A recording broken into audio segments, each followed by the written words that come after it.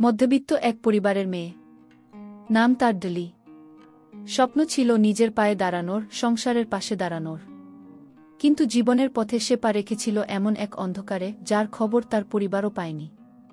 প্রতিদিন চাকরির চাপের আড়ালে, অফিসের চার দেয়ালের ভেতরে লুকিয়েছিল এক ভয়ঙ্কর গোপন রহস্য। হ্যাঁ, সেই রহস্যের নাম অরিন্দম।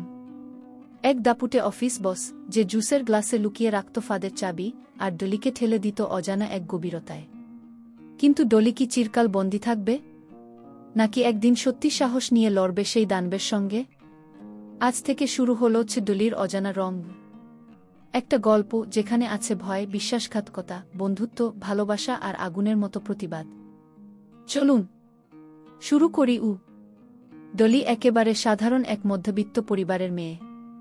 উত্তর কলকাতার ভেতরে পুরনো দোতলা ভাড়া বাড়ির এক কোণে তাদের সংসার।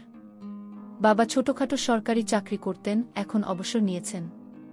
সংসারের দায়টা এখন অনেকটাই ডলির উপরেই এসে পড়েছে। মা সারাদিন রান্নাঘরে কাটিয়ে দেন, আর ভাই এখনও কলেজে পড়ে।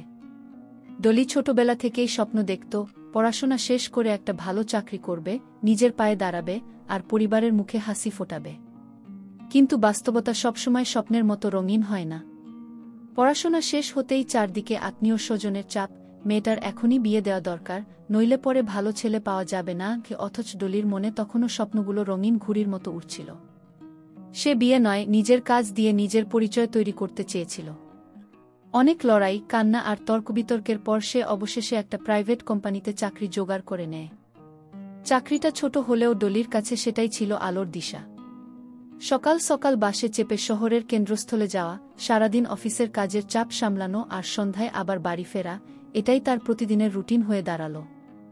অফিসটা নতুন হলেও সেখানে প্রথম দিন থেকেই ডলির নজরে পড়ে যায় এক অদ্ভুত মানুষ, তার বস অরিন্দম সেন।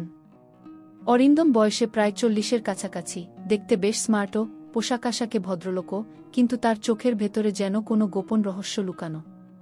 অফিসের সবার সঙ্গে মিশুক হলেও ডলির প্রতি তার আলাদা মনোযোগ যেন অন্যদের চোখ এড়িয়ে যায় না। প্রথম প্রথম ডলি খুব একটা পাত্তা দিত না, কারণ তার মনে শুধু ছিল কাজ আর পরিবারের দায়িত্ব। একদিন কাজ শেষে অফিসে বস যখন সবাইকে বিদায় জানিয়ে বাইরে যাচ্ছিলেন, তখন হঠাৎ ডলিকে ডাকলেন। ডলি, একটু দাঁড়াও, তোমার সঙ্গে দুটো কথা ছিল গু। ডলি অবাক হয়ে দাঁড়িয়ে পড়ল। ভেতরে ভেতরে একটু ভয়ও লাগছিল, কারণ নতুন অফিস, নতুন মানুষ, আর সে জানত না বস আসলে কি বলতে চাইছেন। অরিন্দম হাসি মুখে বলল, তুমি অনেক পরিশ্রম করছো, সেটা আমি দেখছি। সারাদিন কাজের চাপ থাকে, তারপরেও তুমি অভিযোগ করো না। শরীরের যত্ন নাও তো। এত চাপ সামলাতে গিয়ে শরীর খারাপ হয়ে গেলে কিন্তু টিকতে পারবে না। ডলি একটু হেসে বলল, চেষ্টা করি স্যার, তবে সবসময় তো হয়ে ওঠে না। কাজ শেষে বাড়ি গিয়ে আবার সংসারের ঝক্কি সামলাতে হয়। অরিন্দম তখন টেবিলের ড্রয়ার খুলে একটা ছোট বোতল বের করল। ভেতরে ঠান্ডা জুস ভরা। হাতে ধরিয়ে দিয়ে বলল, এই নাও, শরীর ভালো থাকবে। আমি প্রতিদিনই খাই, তুমিও খেয়ে দেখো গো। ডলি এক মুহূর্ত থমকে গেল। এতটা আপন করে কেউ সাধারণত বস বলে দেয় না। কিন্তু ক্লান্ত শরীরের কথা ভেবে সে গ্লাসটা হাতে নিল। ঠান্ডা জুসে অদ্ভুত একটা স্বাদ ছিল। মিষ্টি হলেও যেন ভেতরে ভেতরে অচেনা কিছুর ছোঁয়া। কয়েক চুমুক খেতেই ডলির শরীর হালকা হয়ে গেল। মাথায় যেন একরকম ঝিমঝিমে নেশা। বস হেসে বলল, দেখলে তো, এক গ্লাস জুস কতটা আরাম দেয়। প্রতিদিন কাজ শেষে এক গ্লাস খাও, দেখবে ভালো লাগবে। সেই দিন থেকে শুরু হলো নতুন এক অভ্যাস। প্রতিদিন কাজ শেষে অরিন্দম ডলিকে সেই ঠান্ডা জুস খাওয়াত। অফিস থেকে বেরোনোর আগে যেন এটা একটা নিয়ম হয়ে গেল। কিন্তু ডলি টের পেল, সেই জুস খাওয়ার পর থেকেই সে কিছুটা অদ্ভুত বোধ করে। বাড়ি ফেরার পথে চোখে ঝাপসা লাগে, মনোযোগ ধরে রাখতে কষ্ট হয়। অনেক সময় সে মনে রাখতে পারে না বাসে বসে ঠিক কি ভাবছিল। মাঝে মাঝে এমনও হয়েছে যে সে হঠাৎ চোখ খুলে দেখে বাস স্টপ পেরিয়ে গেছে। প্রথম দিকে ভেবেছিল হয়তো শরীরের ক্লান্তির কারণেই এমন হচ্ছে। কিন্তু ধীরে ধীরে তার মনে হতে লাগল, বসের দেওয়া সেই জুসে কি সত্যিই শুধু ফলের স্বাদ আছে?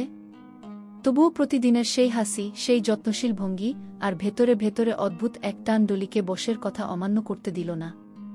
মনে হতো বস যেন শুধু একজন কর্মচারীকেই দেখছে না, বরং ডলির ভেতরে লুকোনো এক অচেনা মেয়েকে চিনতে চাইছে। এভাবেই দিন কেটে যাচ্ছিল। অফিসে ডলির সুনাম বাড়ছিল, তবে তার ভেতরে একরকম দ্বিধা জমতে থাকল। সে বুঝতে পারছিল কিছু একটা ঘটছে, কিন্তু সেটা কি সে নিজেই নির্দিষ্ট করে বলতে পারছিল না। অরিন্দম প্রতিদিনের মতো জুস বাড়িয়ে দিত আর ডলি নিত। বাইরে থেকে এক সাধারণ দৃশ্য, কিন্তু ভেতরে ভেতরে যেন ধীরে ধীরে জমছিল আগুন।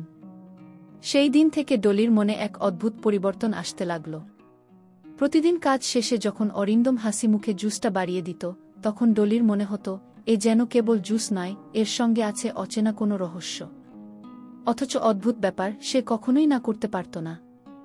ডলি অনেকবার নিজেকে প্রশ্ন করেছে, কেন আমি প্রতিদিন এই জুস খাই?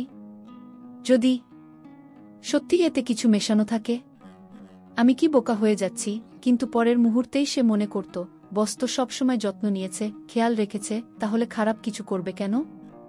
তবুও তার ভেতরে দ্বন্দ্ব চলতেই থাকল। এক সন্ধ্যায় অফিস শেষে বাসায় ফেরার পথে সে টের পেল, তার চোখের সামনে সবকিছু ঝাপসা হয়ে আসছে।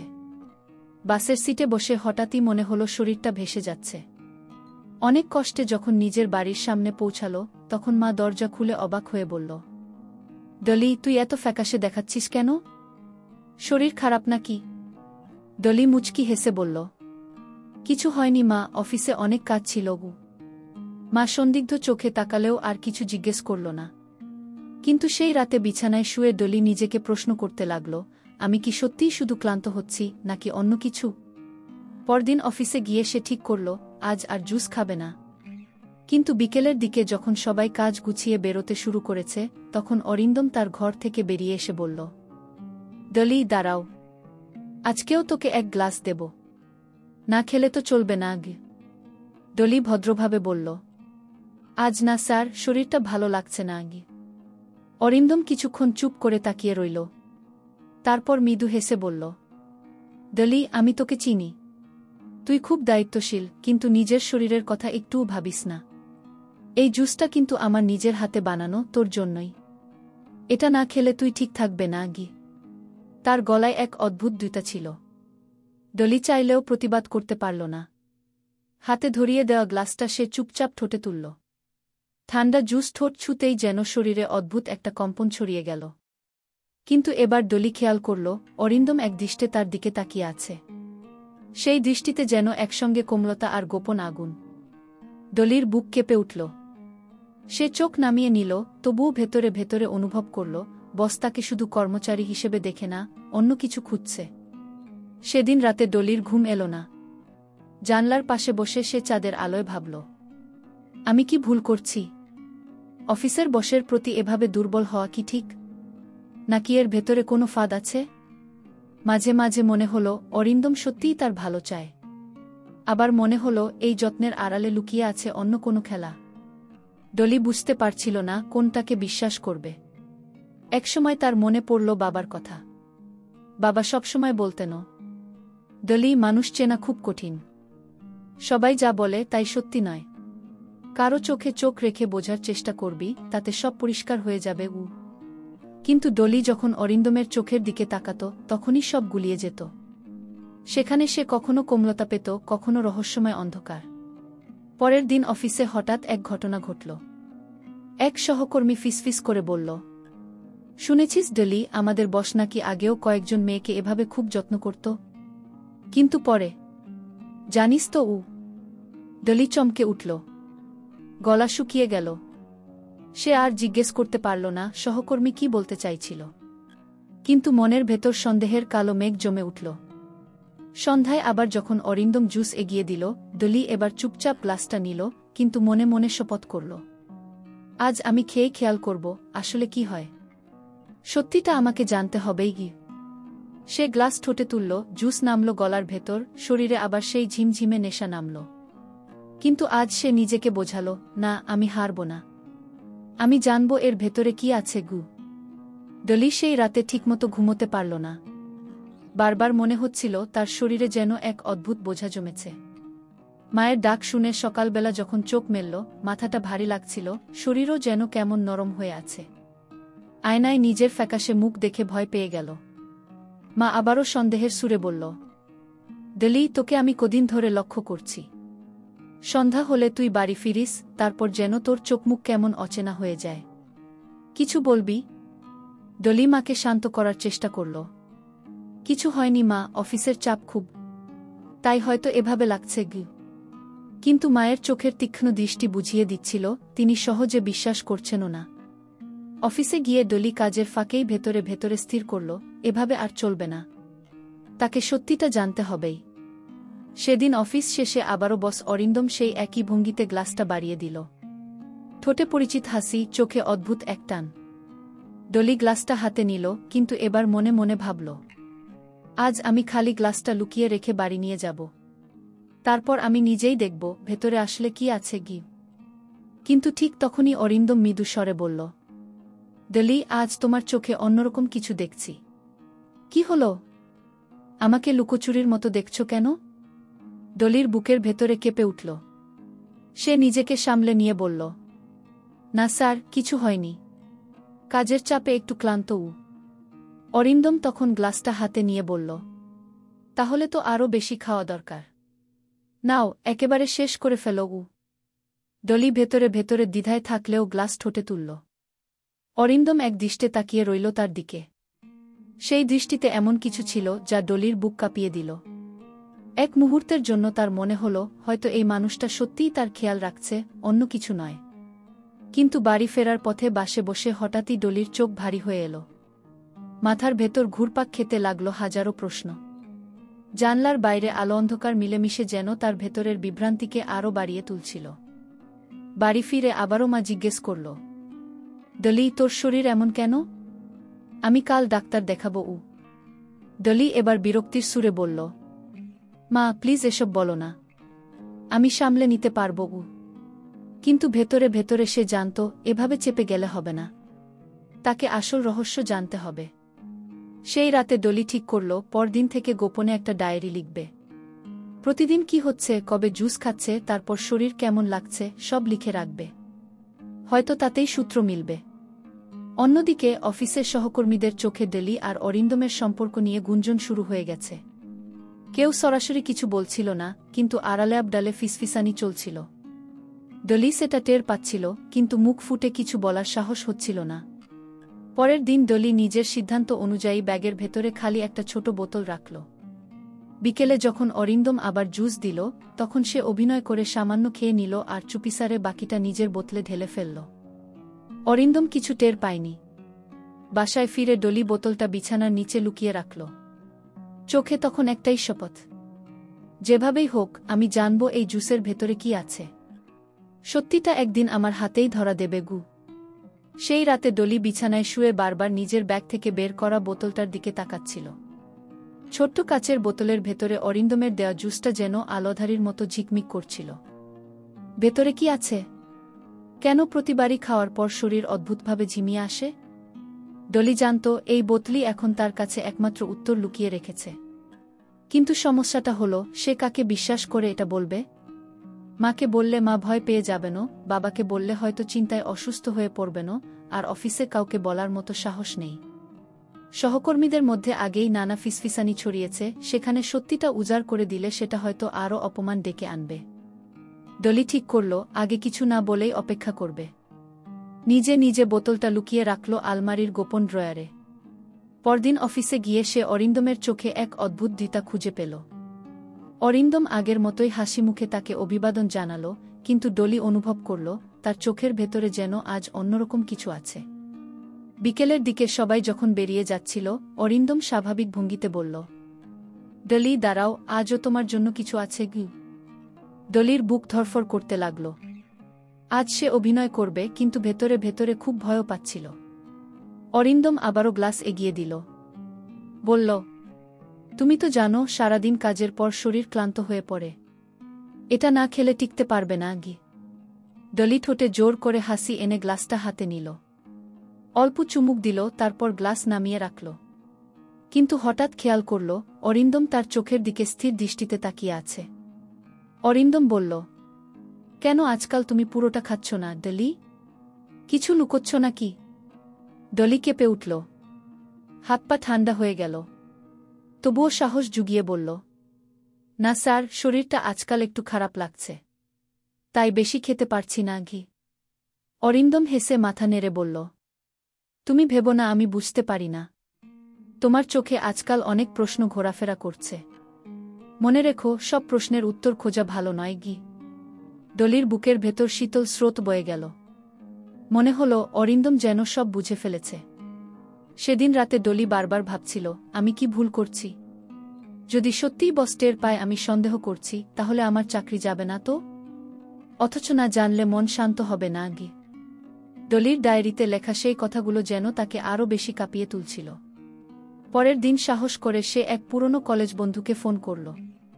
বন্ধুটির নাম নীলাঞ্জনা, এখন সে এক নামকরা মেডিকেল ল্যাবরেটরিতে কাজ করে। ডলি খুব বেশি কিছু না বলেই শুধু অনুরোধ করল, নীলা, আমার কাছে একটা ড্রিঙ্কের নমুনা আছে। তুমি কি গোপনে সেটা টেস্ট করে দিতে পারবে? নীলা একটু অবাক হলেও বলল, অবশ্যই পারব, কিন্তু হঠাৎ কেন?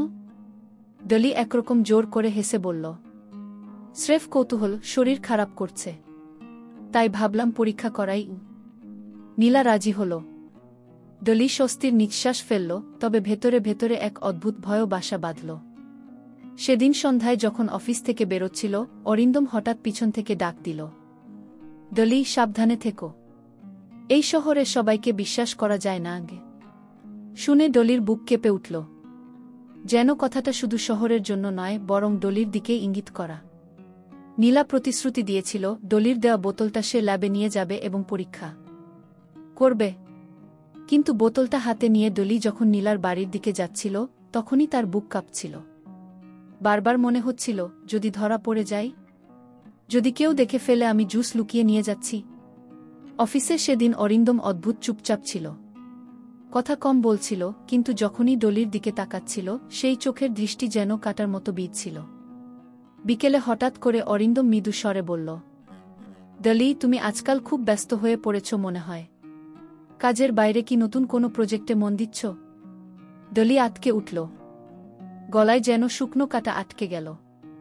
তারপর নিজেকে সামলে নিয়ে বলল, না স্যার, অফিসের কাজই তো অনেক। অন্য কোথায় সময় পাব? অরিন্দম কেবল রহস্যময় হাসি দিল। সন্ধ্যায় ডলি নীলার সঙ্গে দেখা করল এক নির্জন ক্যাফেতে। বোতলটা বের করে দিল। নীলা অবাক হয়ে তাকাল। ডলি, তুমি এত নার্ভাস কেন? শুধু একটা ড্রিঙ্ক টেস্ট করতে বলেছ, তাতে এমন কি? ডলি আস্তে করে বলল, নীলা, আমি এখন কিছু বলতে পারবো না। তুমি শুধু এটা পরীক্ষা করে দিও। রেজাল্টটা জানলেই বুঝতে পারবো কি করতে হবে। নীলা মাথা নেড়ে বোতলটা ব্যাগে রেখে দিল। ডলি স্বস্তির নিঃশ্বাস ফেলল, কিন্তু ভেতরে ভেতরে এক অদ্ভুত শঙ্কা রয়ে গেল, যদি অরিন্দম কোনোভাবে টের পেয়ে যায়। পরদিন অফিসে ঢুকেই ডলি লক্ষ্য করল, অরিন্দম তার কেবিন থেকে বেরিয়ে এসেছে। মুখে কোনো অভিব্যক্তি নেই, কিন্তু চোখে সেই অচেনা ঝড়। অরিন্দম সামনে এসে দাঁড়িয়ে নরম স্বরে বলল, ডলি, গতকাল তোমাকে কোথায় যেন দেখেছি। তুমি কি অফিসের বাইরে কারো সঙ্গে দেখা করতে গিয়েছিলে? ডলির বুক ধরফর করতে লাগল। সে জোর করে স্বাভাবিক গলায় বলল, না স্যার, সোজা বাড়ি গিয়েছিলাম গো। অরিন্দম তার দিকে দীর্ঘক্ষণ তাকিয়ে থাকল। তারপর শুধু বলল, মনে রেখো, আমি তোমাকে অনেক বিশ্বাস করি। আমার বিশ্বাস ভাঙার মতো কিছু করো না গি। এই কথায় ডলির শরীর শিউরে উঠল। মনে হল অরিন্দম সব বুঝে গেছে। এদিকে নীলা ল্যাবে জুস পরীক্ষা করতে গিয়ে অদ্ভুত জটিলতায় পড়ে গেল। রিপোর্ট একদিনে বের হবে না, কয়েকদিন লাগবে। নীলা রাতে ডলিকে ফোনে বলল, ডলি, আমি কাজ শুরু করেছি, কিন্তু তোমাকে সাবধানে থাকতে হবে। তোমার কথায় যতটুকু বুঝেছি, ব্যাপারটা খুব সোজা নয়। ডলি ফোন কানে ধরে অনেকক্ষণ চুপ করে রইল। চোখ দিয়ে টপটপ করে জল পড়ছিল। সে মনে মনে বলল, আমি আর কতদিন এমন করে চলব? সত্যিটা না জানা পর্যন্ত শান্তি পাব না গি। সেদিন রাতে আবারও ডলি তার ডায়েরিতে লিখল, আজকে বসের চোখে অন্যরকম ভয় দেখলাম। মনে হল তিনি আমার ভেতরের সব গোপন কথা জেনে ফেলেছেন। আমি জানি না আগামীকাল কি হবে, তবে একটা ব্যাপার নিশ্চিত, এখন আর পিছু হটার পথ নেই। সত্যিটা আমায় জানতেই হবে গু। দিনগুলো যেন অদ্ভুত ভারে কেটে যাচ্ছিল। প্রতিদিন অফিসে অরিন্দমের চোখে ডলি একটা অদৃশ্য চাপ অনুভব করছিল। সে যেন বাইরে থেকে শান্ত, কিন্তু ভেতরে ভেতরে এক অজানা ঝড় বইছে। ডলি জানত, নীলার কাছে দেওয়া বোতলটাই এখন তার মুক্তির একমাত্র চাবি। তৃতীয় দিনের দুপুরে নীলা ফোন করল। গলার স্বরে টান। ডলি, আমি এখনো পুরো রিপোর্ট পাইনি, তবে প্রাথমিক টেস্টে অদ্ভুত কিছু পাওয়া গেছে। ডলির বুক কেঁপে উঠল। কি মানে? নীলা ফিসফিস করে বলল, ড্রিঙ্কের ভেতরে এমন কিছু উপাদান আছে যা সাধারণ এনার্জি ড্রিঙ্কে থাকে না। সেগুলো শরীরকে ঝিমিয়ে দেয়, মানসিকভাবে অসাড় করে ফেলে। পুরোটা হাতে না আসা পর্যন্ত আমি নিশ্চিত কিছু বলতে পারবো না, তবে তুমি সাবধানে থেকো। এটা খুব স্বাভাবিক কিছু নয়। ডলির হাত কাঁপতে লাগল। সে চোখ বন্ধ করে বসে রইল। মনে হলো তার শরীরের ভেতরে যেন আগুন জ্বলছে। অফিসে ঢুকেই সেদিন ডলি টের পেল অরিন্দম আগের চেয়ে বেশি নীরব। তবু সন্ধ্যার পর যখন সবাই চলে গেল, তখন আবারও সেই ঠান্ডা গ্লাসটা এগিয়ে দিল। অরিন্দমের ঠোঁটে হালকা হাসি। তুমি আজকাল গ্লাসটা ফাঁকা করছো না কেন? কোনো সমস্যা? ডলির বুক ধরফর করতে লাগল। গ্লাসটা হাতে নিয়েও সে ঠোঁটে স্পর্শ করতে পারল না। অরিন্দম ধীরে ধীরে এগিয়ে এসে বলল, ডলি, তুমি জানো তো বিশ্বাস ভাঙা খুব সহজ, কিন্তু একবার ভেঙে গেলে সেটা আর কোনোদিন জোড়া লাগে না। ডলি কিছু বলল না। সে শুধু গ্লাসটা টেবিলে রেখে উঠে দাঁড়াল। গলার স্বরে কাঁপন নিয়ে বলল, স্যার, আজ শরীরটা ভালো নেই, আমি যাচ্ছি। অরিন্দম আর কিছু বলল না, কেবল তার চোখের দিকে গভীরভাবে তাকিয়ে রইল। বাড়ি ফিরে ডলি সারারাত ঘুমোতে পারল না। ঘরের কোণে রাখা ডায়েরি খুলে লিখতে লাগল। নীলা যা বলল তাতে আমার ভয় আরও বেড়ে গেল। এটা শুধু একটা সাধারণ পানীয় নয়। এর ভেতরে কি আছে আমি জানি না, কিন্তু এখন পরিষ্কার, আমাকে কোনোভাবে অচেতন করার জন্যই দেওয়া হয়। কেন দেওয়া হয়? কি উদ্দেশ্যে? এই উত্তরগুলো এখনো অন্ধকারে। তবে একটা কথা নিশ্চিত, আমার বস সব জানে, সে শুধু আমার প্রতিক্রিয়া দেখছে। আমি কি ভেঙে পড়ব নাকি শেষ পর্যন্ত লড়ব? পাতার শেষ দিকে হাত কাঁপতে কাঁপতে ডলি লিখল, আগামীকাল নীলার কাছ থেকে পূর্ণ রিপোর্ট আসবে। তারপরই আমি ঠিক করব পরের পদক্ষেপ কি। রাত গভীর হলে জানালার বাইরে অদ্ভুত শব্দ পেল ডলি। মনে হলো কেউ যেন বাড়ির কাছাকাছি দাঁড়িয়ে আছে।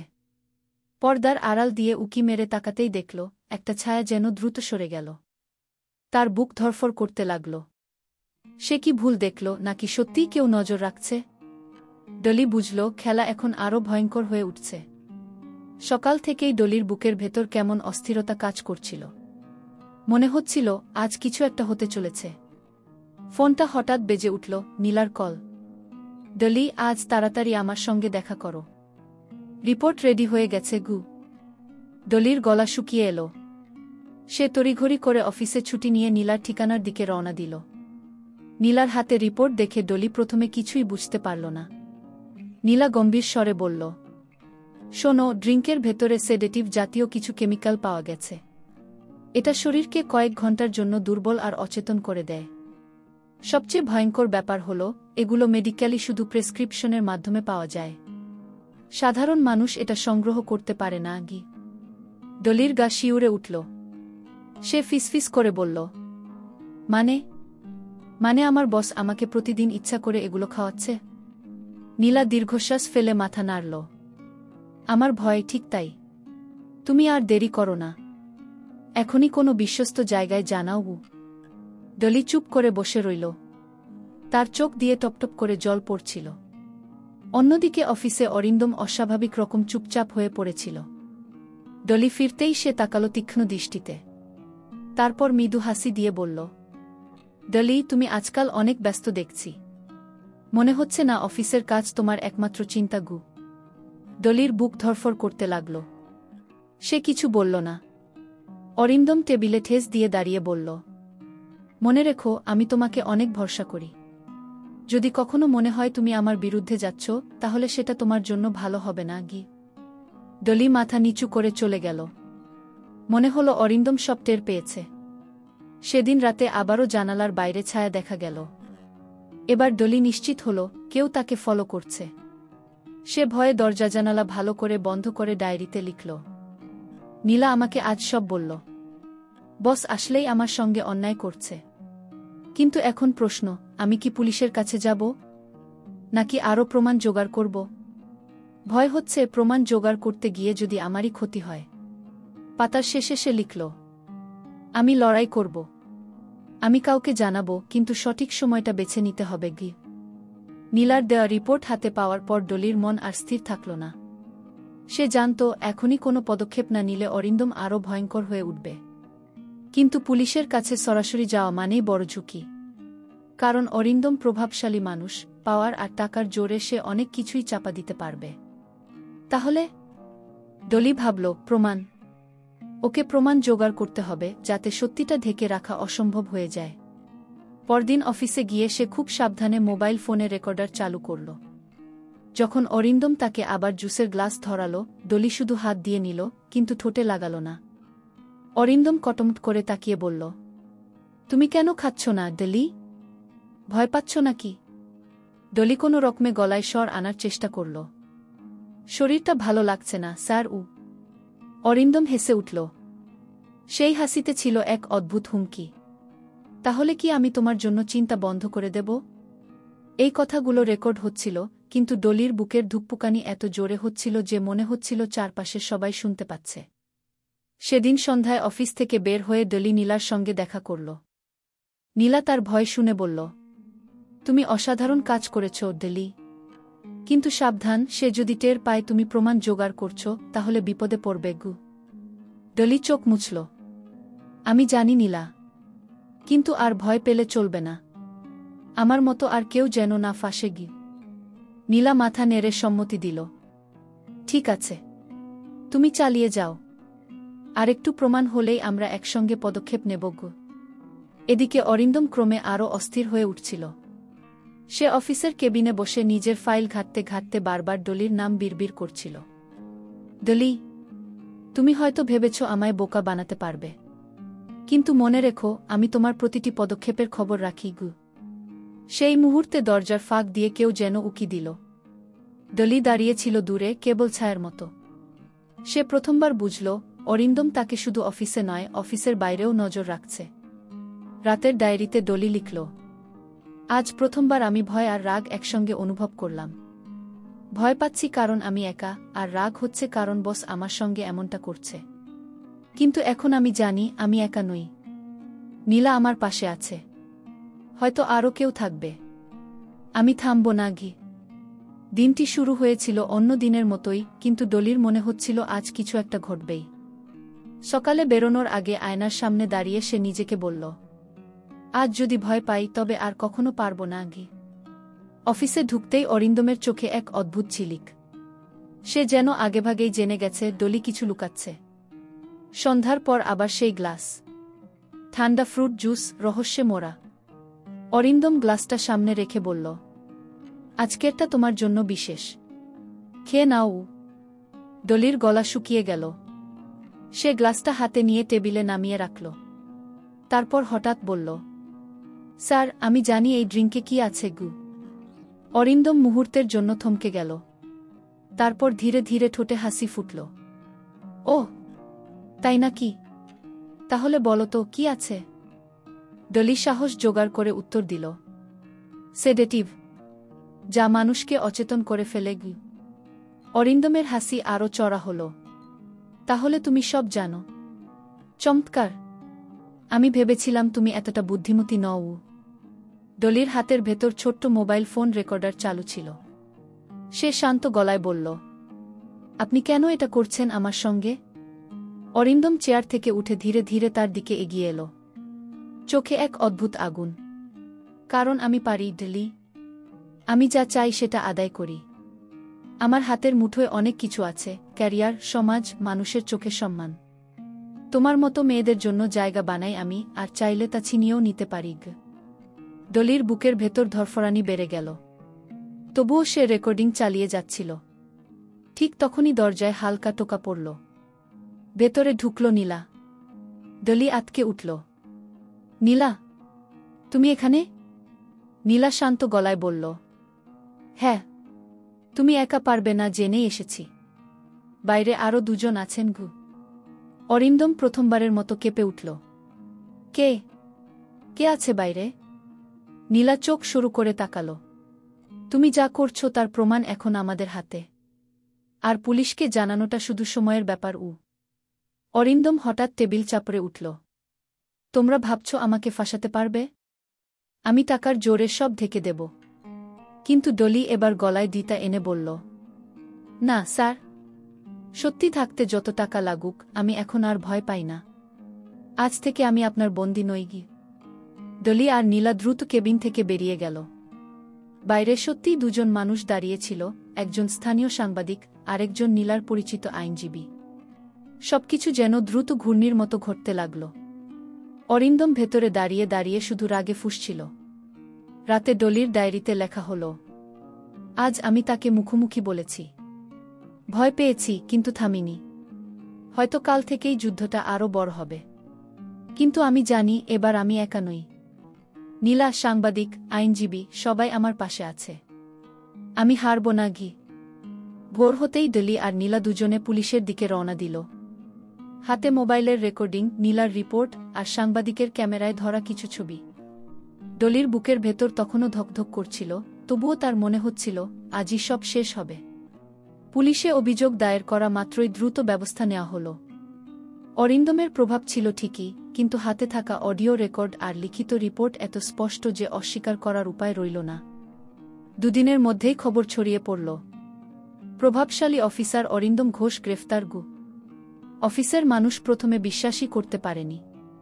কিন্তু যখন টিভি স্ক্রিনে ডলির দেওয়া সাক্ষাৎকার চলল, তখন সবাই অবাক হয়ে তাকিয়ে রইল। ডলি বলছিল, ভয় পাওয়া স্বাভাবিক, কিন্তু ভয়কে সত্যি চাপা দেওয়ার অস্ত্র বানানো যাবে না। আমি জানি আমি একা নই। আমার মতো আরও অনেক মেয়ে আছে।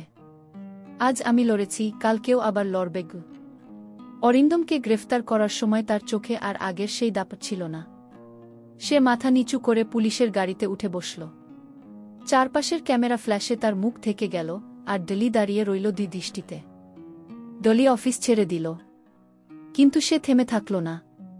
নীলার সঙ্গে মিলে সে একটি সংগঠন গড়ে তুলল, যেখানে কর্মক্ষেত্রে হয়রানির শিকার মেয়েরা এসে নিজের কণ্ঠস্বর খুঁজে পাবে। প্রথম মিটিংয়ে ডলি মেয়েদের সামনে দাঁড়িয়ে বলল, আমরা কেউ একা নই। আমাদের গল্পগুলো হয়তো আলাদা, কিন্তু লড়াইটা একই। যদি আমি ভয়কে জয় করতে পারি, তাহলে তোমরাও পারবে।